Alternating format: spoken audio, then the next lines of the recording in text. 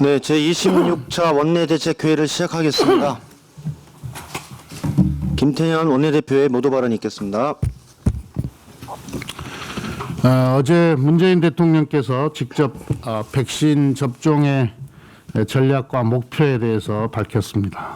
우리 정부는 4,600만 명분의 백신을 확보했고 이 중 3,600만 명분에 대해 구매 계약을 확정했습니다. 집단 면역 형성에 필요한 국민 60, 70%의 접종이 충분한 물량이고 돌발 상황을 대비한 추가 물량 확보도 추진하고 있습니다. 접종을 할 수 없는 연령, 즉 18세 이하나 임산부 등을 제외하면 거의 접종을 해야 될 우리 국민들의 100% 이상의 물량이 확보된 것입니다. 또한 정부는 백신 도입 시기를 더 앞당기기 위한 노력도 하고 있고 또 접종 준비도 철저히 하고 있다는 말씀을 드립니다. 당에서도 백신 확보와 또 접종과 관련해서는 거의 매일 점검하다시피 하고 있습니다. 정부는 내년 2월부터 의료진, 노인 요양시설 등의 집단 수용자와 종사자 등 우선순위 대상자부터 접종을 시작할 수 있을 것으로 그렇게 예상하고 있습니다. 1월 초에는 당과 협의를 거쳐서 질병청에서 백신 접종 로드맵을 발표할 것입니다.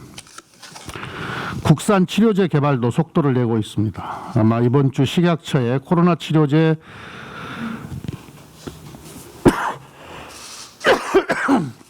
승인 신청이 접수될 것입니다. 치료제 개발과 상용화에 성공한다면 코로나 극복에 또 다른 길이 열릴 것입니다. 대한민국은 백신, 치료제, 방역의 삼박자를 갖춘 세계 최고의 방역 모범 국가입니다. 죄송합니다.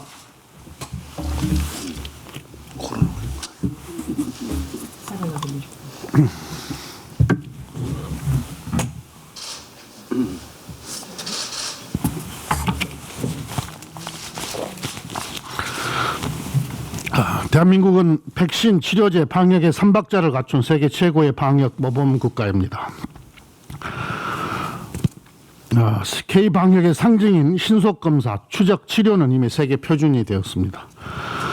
또한 정부와 국민의 연대와 협력에 기반한 투명하고 민주적 방역은 전 세계에 부러움을 사고 있습니다. 이제 야당에서는 K방역을 흔드는 백신 정쟁화를 중단하고 정부 방역에 초당적으로 협력해 주기를 바랍니다. 야당의 근거 없는 방역 흔들기는 국민 불안을 부추기고 국민들의 자부심만 깎아내리는 자해 행위입니다. 민주당과 정부는 코로나 전쟁에서 승리할 수 있도록 이번 연말연시 방역에 총력전을 다하겠습니다. 민주당은 코로나 종식을 선언하는 순간까지 국민과 연대하며 방역 성공의 길로 나아가겠습니다. 어제 공수처 출범을 위한 역사적 발걸음을 또 한 걸음 내딛었습니다. 공수처법 시행 166일 만에 공수처장 후보 2분을 의결했습니다. 여기까지 오기까지 많은 우여곡절이 있었습니다만 이제라도 공수처장 후보 추천 절차가 정상화되어서 다행스럽게 생각합니다. 그렇지만 또 국민의힘에서는 절차적 흠결을 주장하면서 법적 대응을 예고를 합니다. 승복하지 않는 야당의 발목 잡기로 개혁은 지체되고 국정 소모전은 도를 넘고 있습니다. 마지막까지 공수처 출범을 방해하기 위해 꼼수만 부리는 국민의힘의 형태가 참으로 안타깝습니다. 추천위원회에서 결정한 후보 2분은 모두 공수처의 공정성과 중립성을 보장할 적임자입니다. 2분은 여당 측 추천위원이 아니라 중립적 기관인 대한변호사협회에서 추천한 분들이라는 말씀을 드립니다.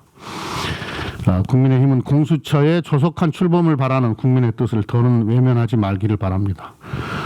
저희 민주당은 흔들림 없이 내년 1월 공수처 출범을 추진해 나갈 것입니다. 청렴 사회를 구현하고 견제와 균형을 통한 검찰 개혁을 중단 없이 추진해 갈 것입니다. 어제 윤호중 법사위원장을 위원장으로 하는 당의 검찰개혁 특별위원회가 설치됐습니다. 수사와 기소 분리, 형사소송법 개정 등 제도 개혁을 중심으로 하는 2단계 검찰 개혁에도 박차를 가하겠습니다. 검찰 개혁은 국민의 명령입니다.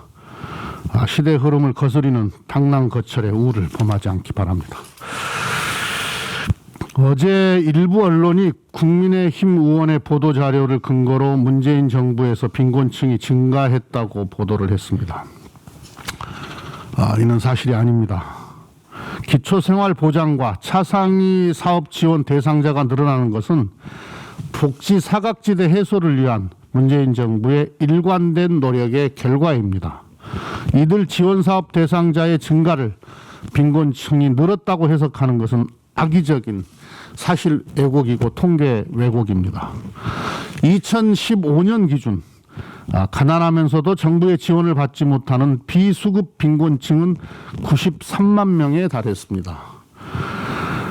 문재인 정부가 사회 안전망 확대와 복지 사각지대 해소를 위해 노력함에 따라 부양 의무자 단계적 폐지 등을 통해 빈곤층 중 기초생활보장, 차상위 사업 지원을 받는 대상자가 지속적으로 증가하고 있습니다. 예를 들어서 기초생활보장제도 중 주거급여 부양 의무자 기준이 폐지됨으로써 새롭게 기초생활수급자가 된 인원이 71만 명에 달합니다. 그런데 이런 제도 개선의 효과는 무시하고 단순하게 빈곤층이 증가했다고 보도하는 것은 사실을 왜곡하고 국민 여론을 호도하는 곡학 아세입니다.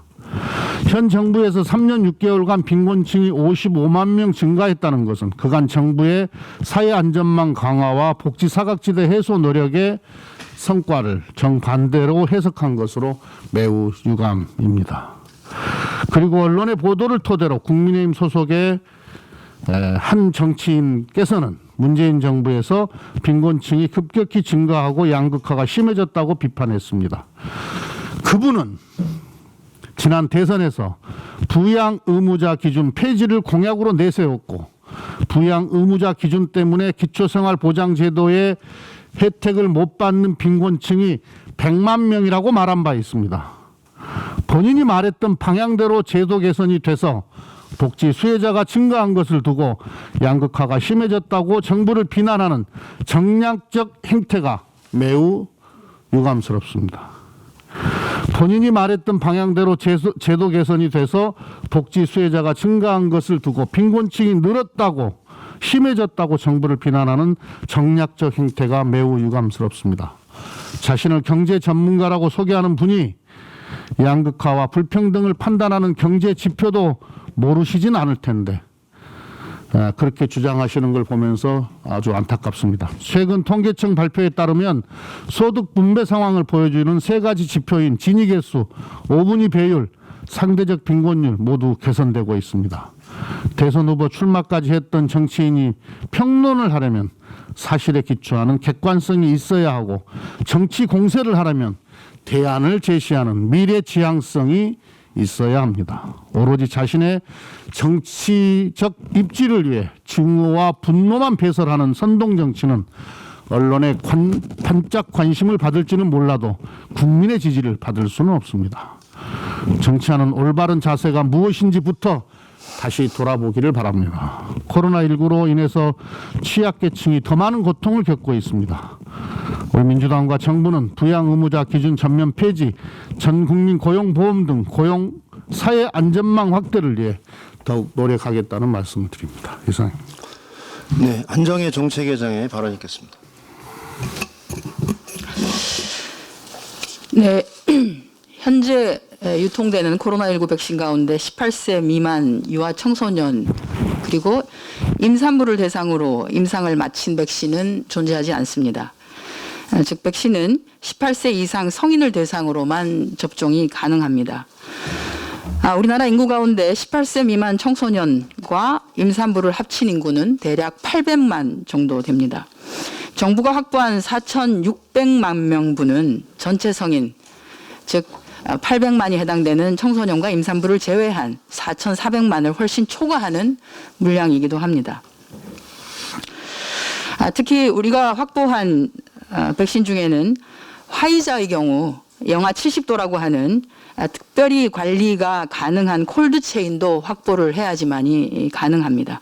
정부는 최대한 빠른 조치로 이 콜드체인을 확보하기 위해서 노력하고 있습니다. 야당은 이 내용을 모르시지는 않으실 텐데, 그리고 몇 년 전만 해도 국정을 운영해 보신 경험도 있으신데 무작위로 백신에 대한 얘기를 해대고 계신 것에 대해서 좀 서운하기도 하고 유감이라는 말씀을 드립니다.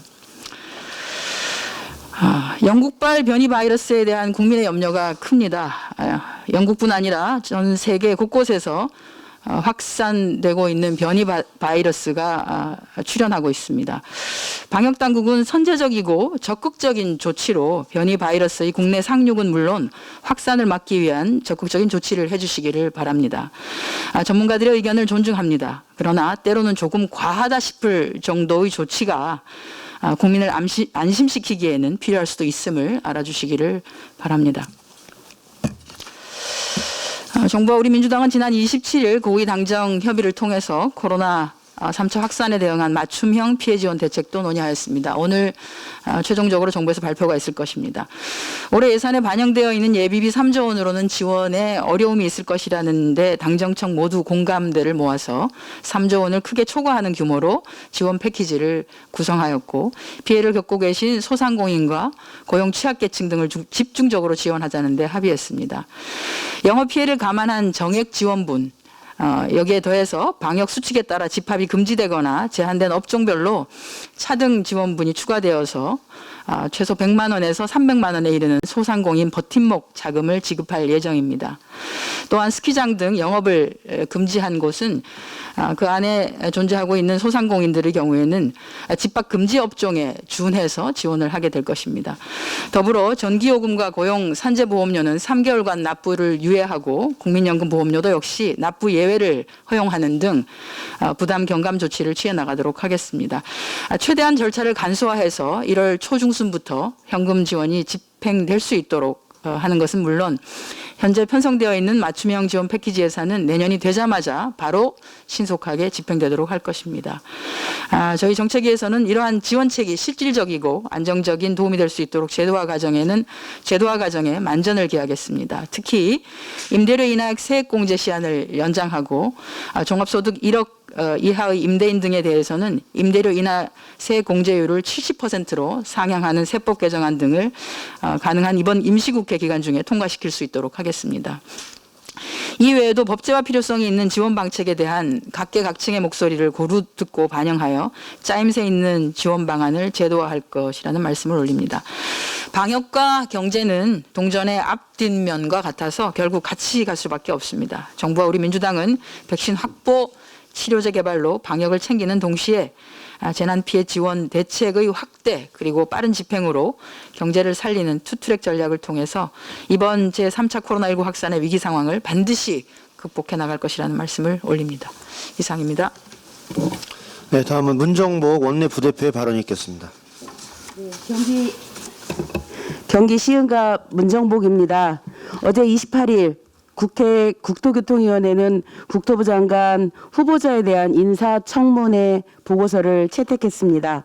지난 3년 6개월간 격변하는 부동산 시장을 안정시키기 위하여 누구보다 최선을 다해 주신 김현미 장관님께 깊은 감사의 말씀을 전합니다. 21대 국회 국토교통위원회에서 시행된 첫 인사청문회였습니다. 후보자가 국무위원으로서 적합한지 정책적 능력과 자질을 철저하게 검증할 수 있도록 했습니다. 국민 여러분이 주신 의견을 참고하고 전문가들과 소통하며 정책 질의와 통계 자료를 준비했습니다. 그러나 인사청문회에서 질의하는 야당 의원들의 태도와 행동에 실망을 넘어 분노를 금할 수 없었습니다. 깊이 있는 정책 질의는 없었고 출처를 알 수 없는 제보를 토대로 의혹을 제기하며 후보자를 공격하기에 바빴습니다.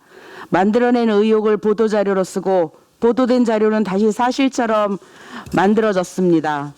당사자와 수많은 관계자들이 해명했지만 아니면 말고식의 보도를 바탕으로 국민 여론을 호도했습니다. 심지어 한 야당 의원은 온라인 커뮤니티의 댓글 한 줄을 근거로 정부와 후보자와 대통령을 비난하기에 열을 올릴 뿐이었습니다. 2017년 문재인 정부가 출범한 이후 야당이 줄기차게 내세웠던 부동산 정책에 대한 식견과 비판은 없었습니다. 국민 주거 안정을 책임질 국토부 장관과 인사청문회 자리에서 정책 검증을 외면하는 이유가 무엇입니까? 보수 야당은 수년간 재건축 재개발 및 대출 규제 완화와 함께 대대적 공급을 외쳐왔습니다. 박근혜 정부의 초이노믹스는 수많은 갭 투자자와 다주택자를 양산했음에도 지금도 계속해서 그것이 맞다고 주장하고 있습니다. 우리는 단순히 무분별한 건설과 분양뿐인 총량적 공급에서 벗어나 무주택 서민과 중산층의 주거 안정을 위한 배분적 측면의 공급 정책을 제시해야 합니다. 주거복지와 도시계획 분야에서 평생을 연구해온 전문가의 전문성이 필요한 시기입니다. 나아가 국회 청문회 제도가 소모적 논쟁에 치우친 정쟁이 아닌 전문성을 비롯한 역량을 검증하는 생산적인 제도로 탈바꿈하기 위한 제도 개선이 필요합니다. 변창흠 국토교통부 장관이 국민의 주거 안정과 주택 정책을 원활하게 수행할 수 있도록 최선을 다해 지원을 아끼지 않겠습니다. 여야를 막론하고 코로나19로 인한 민생 경제 침체를 극복하고 안정적인 국민의 삶을 위해 동참해 주시기를 간곡하게 부탁드립니다. 국민의힘은 당리당략에 따른 비난을 중단하고 우리 국회가 정책적 비판과 함께 건전한 대안을 제시하는 성숙한 공론의 장으로 거듭나는 데 함께하기를 촉구합니다. 감사합니다. 네, 다음은 박상혁 원내부대표의 발언이 있겠습니다.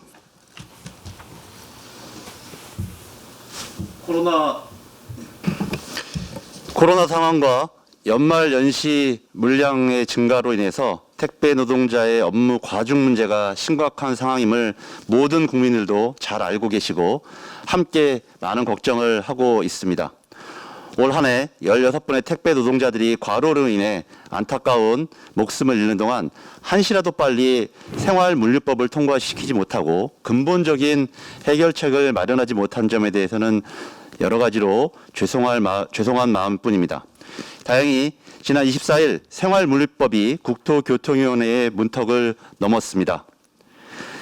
그러나 산재보험의 적용 문제, 과로사의 주된 원인이 된 분류 작업 문제 등 해결해야 될 과제들도 아직 많이 있습니다. 이제 막 상임위 문턱을 넘은 생활물류법이 택배 종사자들의 실질적인 처우 개선으로 이어질 수 있도록 빠르게 법사위와 본회의를 통과해 실질적 도움이 될 수 있는 그런 일들을 위해서 최선을 다해 여야가 함께 힘을 모아야 할 것입니다. 이렇게 여야가 합의를 통해 생물법을 통과시킨 모습과는 달리 변창흠 장관 인사청문 채택 경과 과정에서 보인 국민의 힘의 모습은 참으로 치졸하게 그지없었습니다. 조금 전 문정복 의원이 이야기한 것처럼 그 과정에서의 문제뿐만 아니라 더 나아가 어제는 시간을 더 달라고 억지를 부리며 위헌장석을 둘러싸고 고성을 질렀고 원활한 의사 진행을 방해했습니다. 이에 우리 더불어민주당은 법정 시한 내에 적법하게 청문 경과 보고서를 표결로 채택하였습니다. 그런데 의사 진행 과정에서 억지를 부리는 것도 모자라 국민의힘은 공식 페이스북 계정에 북한에도 없는 기립투표라는 문구와 함께 기립표결하는 사진을 게재하기까지 하였습니다. 더 나아가 탈북 외교관 출신인 태영호 의원조차 보기 어려운 장면이라는 말까지 덧붙이며 국회가 정한 기립표결에 대해서 모욕을 퍼부었습니다. 지난 2011년 3월 18일 당시 최시중 방통위원장의 인사청문 경과보고서 채택을 위해서 기립표결을 했던 분들이 바로 국민의힘의 전신인 한나라당 의원들입니다. 국회법에 명확히 규정되어 있는 기립투표 방식을 마치 크나큰 문제가 있는 행동인 양 호도하는 국민의힘의 모습에 대해서 어이가 없을 뿐입니다. 국민의힘은 대한민국에 온 지 몇 년도 되지 않고 대한민국의 민주화와 의회 역사에 대해서도 깊은 지식이 부족한 태영호 의원에게 국회법 해석까지 맡기는 신세가 된 것입니까? 또한 국민의힘 주호영 원내대표는 인사청문회 과정에서 후보자가 진솔하게 사과하고 여러 가지 의혹이 충분하게 소명되었음에도 불구하고 변창흠 장관을 형사 고발할 것이라고 말한 바 있습니다. 더 이상 뭘 어떻게 소명하고 해명을 한 것입니까? 정치 공세만을 위해 국민의 안전과 민생을 발목 잡는 일을 제발 멈춰주시길 바랍니다. 청문 경과 보고서 채택 이후 빠른 시간 안에 국토부 장관으로서 임명된 것은 하루라도 빨리 산적한 과제들을 해결하라는 국민적 염원을 반영한 대통령의 뜻일 것입니다. 이제 중요한 것은 미래입니다. 우리가 당면한 최대의 과제인 코로나 위기 극복과 부동산 문제, 인사청문 과정 내에서 여야 할 것 없이 강조했던 안전 문제 등 산적한 민생 과제를 지체 없이 풀어나가야 합니다. 곧 2021년 새해가 다가오고 있습니다. 정쟁을 위해 미뤄도 되는 민생은 그 어디에도 없습니다. 산더미처럼 쌓인 수많은 민생 현안들을 조속한 시일 내에 해결할 수 있도록 여야가 지혜를 모아야 합니다. 다가오는 2021년 새해에는 국민들에게 희망의 근거를 줄 수 있도록 더불어민주당이 앞장서서 나아가겠습니다. 감사합니다. 중대재해기업 처벌법 관련해서 마지막으로 한 말씀 드리겠습니다. 국민의힘 김종인 대표와 주호영 원내대표는 국민에게 말하고 약속한 대로 중대재해기업 처벌법 논의와 통과를 위해 즉각 법사위, 법안 소위, 전체 회의, 본회의 개최에 진실성 있게 나서실 것을 촉구합니다. 지난 11월 10일 국민의힘 여의도연구원 주최 중대재해 방지 및 예방을 위한 정책 간담회에서 김종인 대표는 다음과 같이 얘기했습니다. 일터에서 마음 놓고 안전하게 일할 수 있는 대한민국이 될 수 있도록 법과 제도 보완이 지속적으로 필요하다. 더불어민주당, 국민의힘, 정의당 모두가 합쳐서 한마음으로 산업 현장에서 발생할 수 있는 사고의 대처 방안을 함께 논의하는 장을 만들어줬으면 하는 생각이다. 당일 동일하게 주호영 원내대표도 중대재해 방지 및 예방을 위한 간담회에서 문제의식을 많이 가지고 있고 제가 환노위에서 일할 때도 이런 문제를 주장했다. 이번 기회에 그런 점에서 시스템이 정비돼서 이제는 억울한 죽음들이, 사망사고들이 언론에 나오고 국민들이 모두 가슴 아파하는 일들이 좀 없었으면 좋겠다는 바람이다. 우리 국민의힘이 이런 일을 하는 것에 대해서 많이 반가워하고 흔쾌히 도움이 될 것으로 생각한다. 정의당에서 이것을 훨씬 더 앞장서서 주장했기 때문에 우리 국민의힘이 이런 일을 하는 것에 대해서 많이 반가워하고 흔쾌히 도움이 될 것으로 생각한다. 그리고 올해 12월 22일 일주일 전에 주호영 원내대표는 화상 원내대책회의에서 빠른 시간 안에 해당 상임위 법안 소위가 열려서 이 문제들을 헌법체계에 맞게 법 적법성에 맞게 법률을 입법할 수 있도록 논의의 테이블에 민주당이 참여해 줄 것을 요청한다. 김종인 위원장이나 저나 다 산업 현장의 중대재해를 줄이기 위한 법체계는 정비하겠다. 회기 내에 입법 성과가 있을 수 있도록 우리 국민의힘은 적극적으로 임하겠다. 이렇게 발언해놓고 12월 23일 법사위 전체 회의 그리고 오늘 개최되는 법사위 법안 소위 오늘 개최되는 법사위 법안 소위와 전체 회의에 참여하지 않으면서 마치 중대재해법에서 나서는 것처럼 하는 행위는 적절하지 않다라고 생각을 합니다. 국민에게 말한 대로 약속한 대로 중대재해기업 처벌법의 논의와 통과를 위해서 법사위 소위와 전체회의, 본회의 개최에 대해서 국민의힘은 즉각적으로 참여하고 진실성 있게 결정에 임해줄 것을 다시 한번 촉구합니다. 정치인의 말은 중요합니다. 그 말에 대한 진실성을 오늘부터 확인하고 싶습니다. 이상입니다. 네, 정책위 수석 부장님의 발언이 있겠습니다. 예, 지금까지 개인 신용에 대해서 획기적인 변화가 예상됩니다. 내년 1월 1일부터 개인 신용평가 시에 신용 등급을 산정하지 않고 신용 점수만 산정하는 신용 점수제로 전면 전환됩니다. 이 신용 점수제가 도입되면 정교한 여신 심사가 가능하여서 신용 등급에 따른 획일적 대출 거절 관행을 개선할 수 있고 저신용자들에게 금융 접근성이 제고될 것으로 예상됩니다. 그동안 정부는 신용등급을 1등급에서 10등급으로 이렇게 분류하고 획일적으로 대출을 거절하던 관행을 개선하기 위해서 신용점수제 1점에서 1000점까지를 도입해서 개인 신용평가 체제를 개선하고자 했습니다. 그간 금융소비자 불평과 시장 혼란 최소화를 위해서 이 5개 시중은행에 시범 적용하고 관련 법령을 개정을 했습니다. 그래서 2021년도 내년 1월 1일부터 전 금융권에서 신용점수제로 전면 전환됩니다. 주요 내용을 보면은 개인 신용평가에서 이른바 CB사가 신용등급을 산정하지 않고 개인 신용평점만 산정해서 금융소비자와 금융회사에 제공하게 됩니다. 이렇게 제공하게 되면 금융회사가 자체적으로 세분화된 대출 심사 기준을 도입해서 신용 등급에 따라 획일적으로 이 대출 거절하는 게 아니고 자체적인 대출 심사 기준을 가지고 저신용자, 금융 소비자에게도 금융 접근성이 제고될 것으로 예상됩니다.